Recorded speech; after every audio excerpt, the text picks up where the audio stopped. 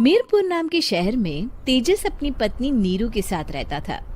पति पत्नी दोनों ही नौकरी करते थे। एक दिन तेजस गांव अपनी माँ के पास फोन करता है। हेलो, प्रणाम माँ।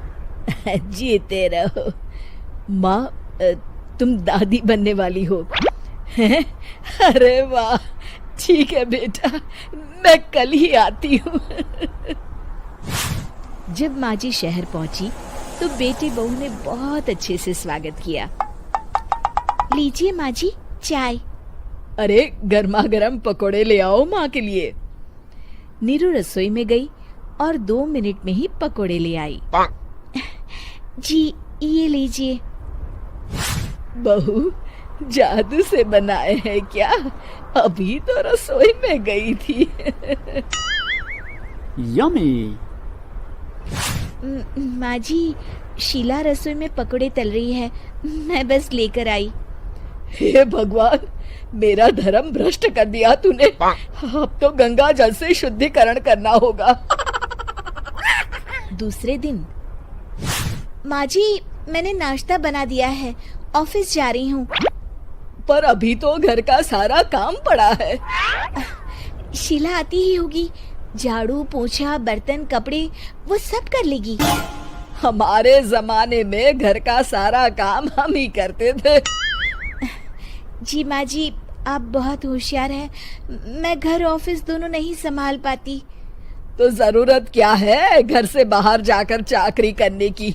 वैसे भी घर का काम खुद करने से घर में बरकत आती है, समझी? पर माँ जी। पर वर कुछ नहीं, इस महीने की पगार मिले फिर ऑफिस बंद। हाँ। रात को नीरू तेजस से कहती है, सुनिए जी, माँ जी बोल रही थी कि मैं नौकरी छोड़ दूं। वैसे ठीक ही तो है, अभी तुम्हें आराम की जरूरत है। फिर भी आराम कहाँ, शीला को छुड़ाने के लिए बोल रही थी। तो अब 24 घंटे में इतना काम तो कर ही सकती हो। पर जॉब पसंद है मुझे, घर पर मन नहीं लगेगा। अगले दिन जब दोनों ऑफिस के लिए निकल रहे थे, मेरी तो कोई कीमत ही नहीं है इस घर में। माँ जी, आजकल महंगाई बहुत है, रहन सहन भी बदल गया है, दोनों नौकरी करते हैं तभी ठीक रहता है। अच्छा, तू कहना क्या चाहती है? मेरा बेटा तुझे बिठा के खिला नहीं सकता? तू ही इस घर का खर्च चला रही है, हैं? नहीं माँ जी, मेरा वो मतलब नहीं था। मतलब खूब समझती हूँ, ये बाल धूप में सफेद नहीं किए मैंने। हाँ। अब तो ये रोज का काम हो गया था। तेजस भी रोज की झिकझिक से परेशान हो गया था। एक दिन उसने कहा, नीरू, वैसे भी तुम्हें मैटरनिटी लीव मिलने वाली है, तो अभी से ही छुट्टी ले लो। पर क्या, मेरी सैलरी अच्छी खासी है। आखिर नीरू ने रिजाइन कर दिया। जब बच्चा हुआ तो घर में सब बहुत खुश हुए। कुछ दिनों बाद तेजस फाइल देख रहा था। क्या हुआ तेजस, कुछ परेशान लग रहे हो? हाँ, वो हमारी जितनी सेविंग्स थी वो तो हॉस्पिटल में और छठी के फंक्शन में खत्म हो गई है नीरू। और अभी वैसे मंदी चल रही है तो मैं बोल रही थी कल मुन्ना को हेपेटाइटिस का टीका लगवाना है। नीरू, क्या पोस्टपोन नहीं कर सकते? नहीं जी, बिल्कुल नहीं। अब तेजस को समझ में आ रहा था कि उससे गलती हुई है। पैसों की कमी का असर घर के माहौल पर भी पड़ रहा था। अगले दिन, बेटा मेरा चश्मा और ये दवाइयाँ ले आना, पर्चा देते हुए माँ जी ने कहा। जी।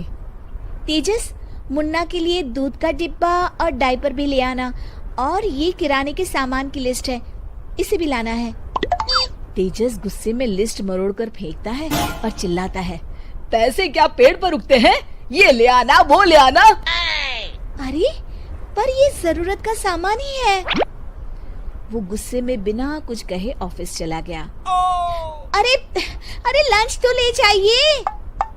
नीरू दौड़कर डिब्बा पकड़ाती है एक दिन खाना खाने के बाद, नीरू,